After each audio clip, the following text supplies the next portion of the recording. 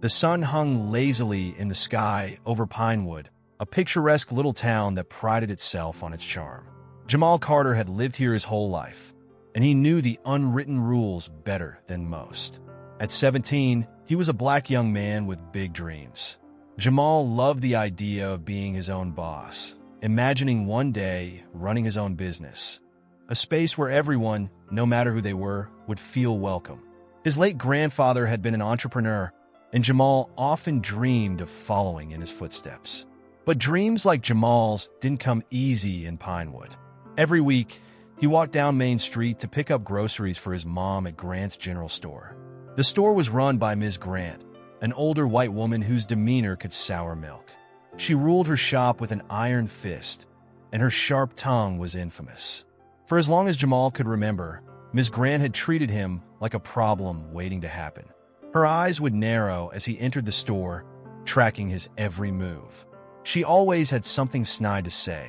"You looking for something specific, boy? Or just loitering?" Jamal always responded politely. He wasn't about to let Ms. Grant's attitude drag him down. Still, every trip to the store carried a familiar weight. Ms. Grant's words weren't just words. They were a reminder of how the world could sometimes feel stacked against him. But Jamal held on to his dream. Someday, he told himself, he'd prove that kindness and hard work could shine brighter than prejudice. Little did Jamal know, one fateful visit to Ms. Grant's store was about to change everything. The bell above the door jingled as Jamal stepped into Grant's General Store. His list was tucked neatly into his pocket, and he'd promised his mom he'd be quick. The familiar smell of cedarwood mixed with faint lemon cleaner greeted him as he walked through the aisles. Ms. Grant was behind the counter, her sharp blue eyes immediately locking onto him.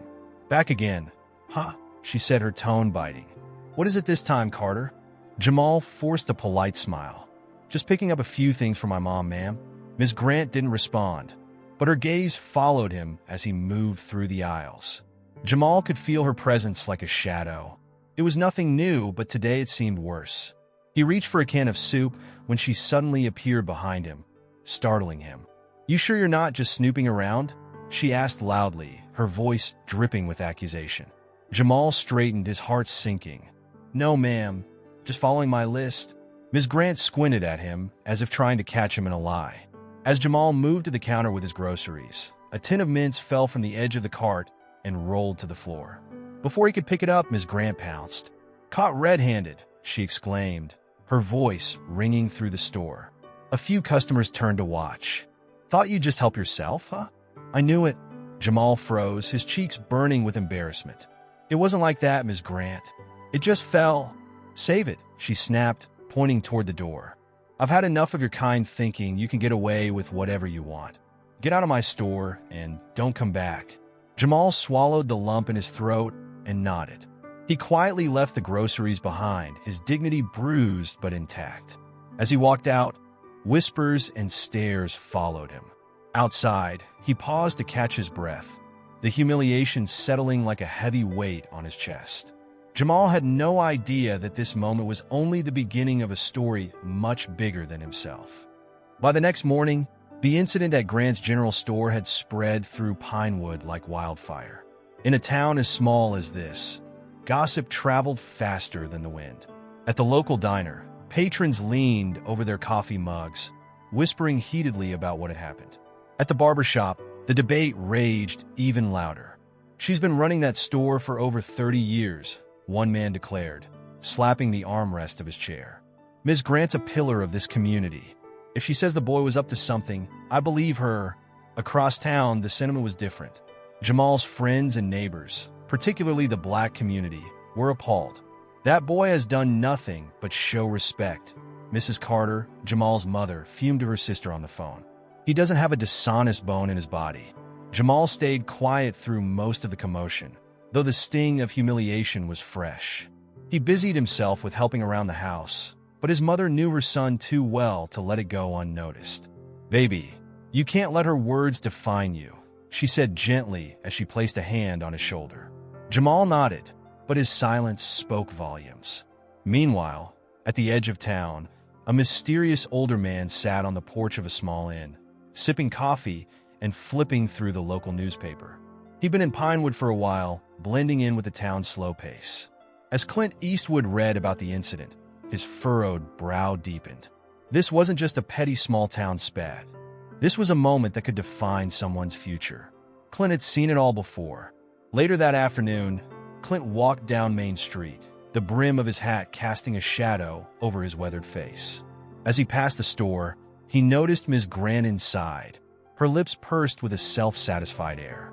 Across the street, Jamal sat on the curb, his chin resting on his hands. Clint stopped, observing the boy quietly. He'd seen enough.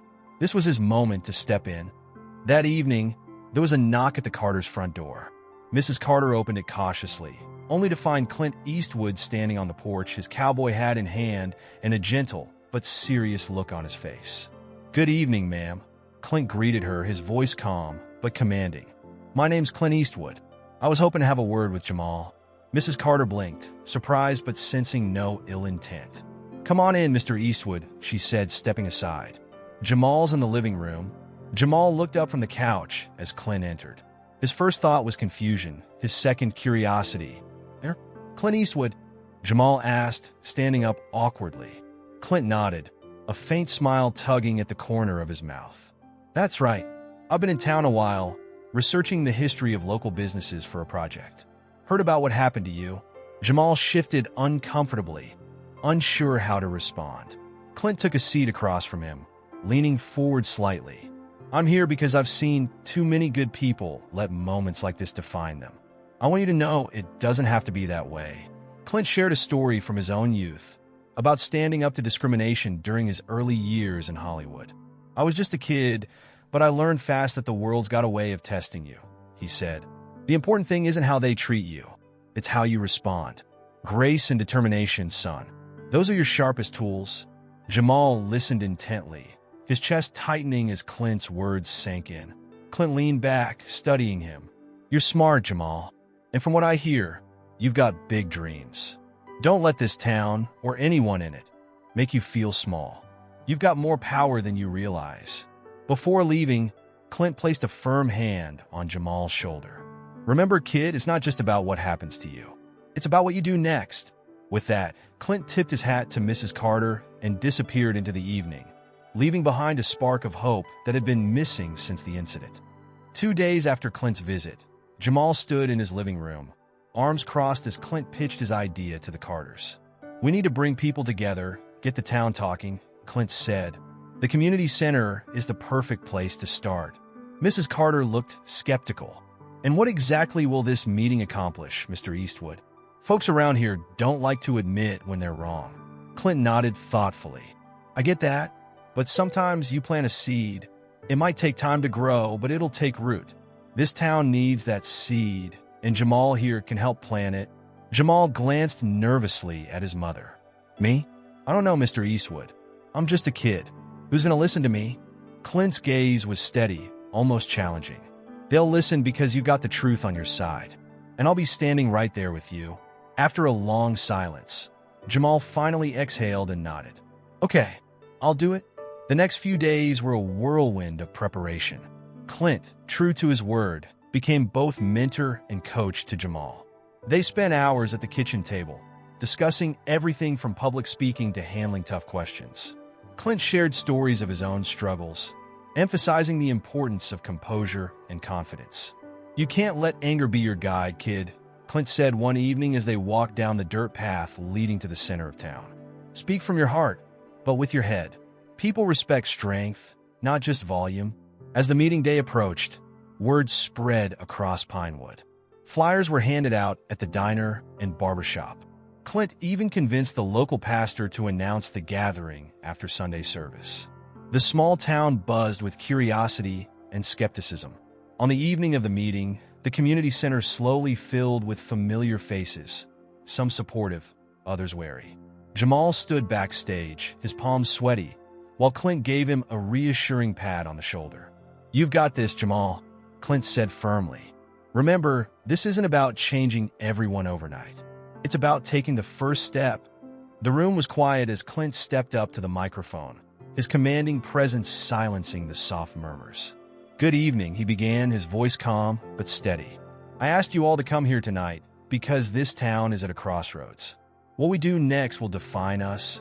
He paused, his eyes sweeping the room, lingering briefly on Ms. Grant, who sat near the back, her arms folded tightly.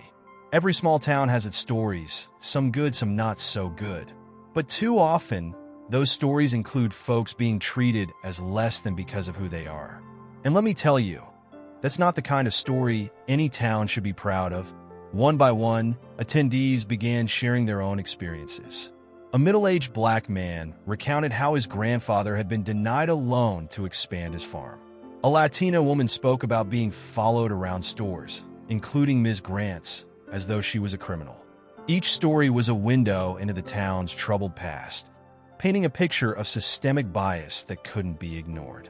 Clint listened intently, occasionally nodding, his expression one of quiet understanding. Finally, it was Jamal's turn.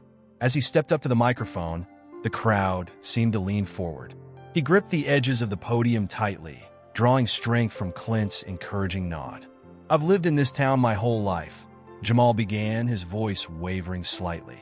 "I've always believed in treating people with respect, no matter who they are.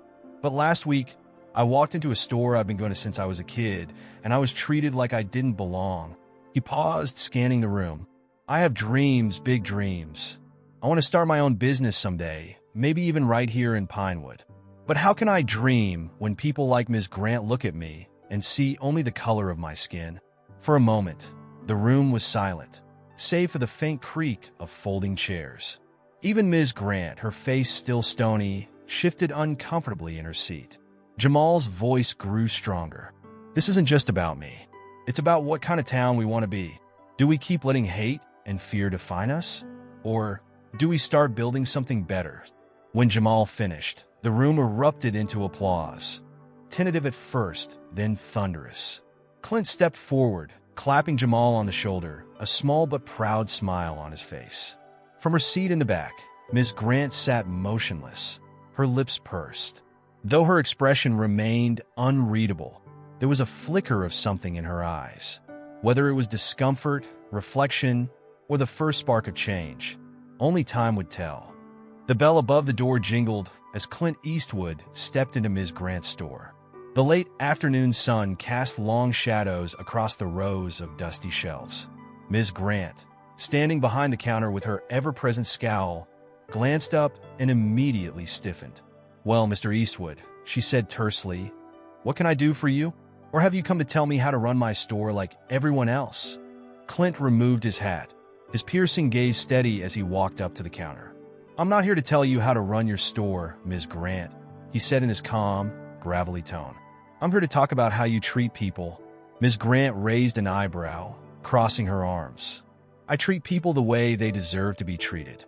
If that boy hadn't been acting suspicious, none of this would have happened." Clint nodded slowly, leaning on the counter. "You think Jamal deserved to be humiliated? To be treated like a criminal because of the way he looks?" His voice was low but firm, each word landing like a stone. Ms. Grant bristled. "I don't have time for lectures. I'm just trying to protect my business. People steal, Mr. Eastwood. I've seen it before. And has Jamal ever stolen from you?" Clint countered, his gaze unwavering. "Or is that just what you assumed?" Ms. Grant faltered, her mouth opening and closing as she struggled to find a response. Clint continued, his voice softening. "I get it, Ms. Grant. You've run this store for years. You've worked hard, and you've seen the town change in ways that make you uncomfortable. But let me tell you something. Pushing people away because of fear or prejudice doesn't protect your business. It destroys it." For the first time, Ms. Grant looked unsure. Clint pressed on. "This town is moving forward, whether you like it or not. You can either be a part of that progress or be left behind." Ms. Grant's lips tightened, but the flicker of doubt in her eyes betrayed her resolve. Clint nodded, placing his hat back on. "Think about it, Ms. Grant. The choice is yours." As Clint walked out, Ms. Grant stood motionless, staring at the counter. For the first time in years, the silence of the store felt heavy. At the Carter household, Jamal sat at the kitchen table, his laptop open and a notebook filled with sketches and ideas beside him. Clint leaned over his shoulder, pointing to the screen. "You got something special here, kid. People love handmade, unique items. You just need to get the word out." Encouraged by Clint's mentorship and his family's support, Jamal launched his small online business, selling handcrafted keychains, wallets, and other leather goods he had been making as a hobby. He called it J. Carter Creations. Word spread quickly around town. Jamal's friends shared his website on social media, and his mother handed out flyers at the diner. Soon, orders began pouring in, not just from Pinewood, but from neighboring towns as well. Each sale felt like a small victory, a reminder of what he could achieve with determination and support. Meanwhile, over at Ms. Grant's store, the atmosphere had grown noticeably quieter. Foot traffic was dwindling as more townspeople shifted their support to Jamal's business and other local shops. Ms. Grant stood behind the counter, watching through the window as a young couple walked past her store, carrying one of Jamal's signature paper bags. It wasn't just about the products. Jamal's success had become a symbol of hope for the town, a beacon of what could happen when the community rallied behind someone with dreams and resilience. Even residents who had initially sided with Ms. Grant were now ordering from Jamal, their attitudes softening as they saw his potential. At the community center, Jamal hosted his first pop-up event, showcasing his products in person. The turnout was overwhelming, with dozens of residents stopping by to offer their support. Clint stood off to the side, watching with a satisfied smile as Jamal shook hands, accepted compliments, and proudly explained his work. As Jamal packed up at the end of the event, he glanced at Clint, his eyes shining with gratitude. "Thank you for believing in me, Mr. Eastwood." Clint tipped his hat. "You did the hard part, kid. And trust me, this is just the beginning." Back at her store, Ms. Grant stared at the empty aisles, her expression conflicted. For the first time, she began to wonder if her actions and her resistance to change had cost her more than just customers. The days in Ms. Grant's store had grown eerily quiet. She spent her time rearranging shelves, though the lack of customers made the effort seem pointless. Her usual brisk demeanor softened into something more contemplative, especially as she caught glimpses of the town rallying around Jamal's growing success. The sight of his pop-up event being crowded with happy customers had hit her harder than she expected. One evening, as she sat alone in her small office at the back of the store, she stared at an old photograph on her desk, a picture of her late father who had started the store decades ago.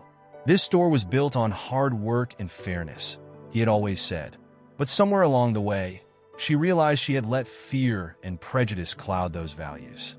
The next morning, Ms. Grant stood outside Jamal's house, nervously clutching her purse. When Jamal opened the door, his surprise was evident.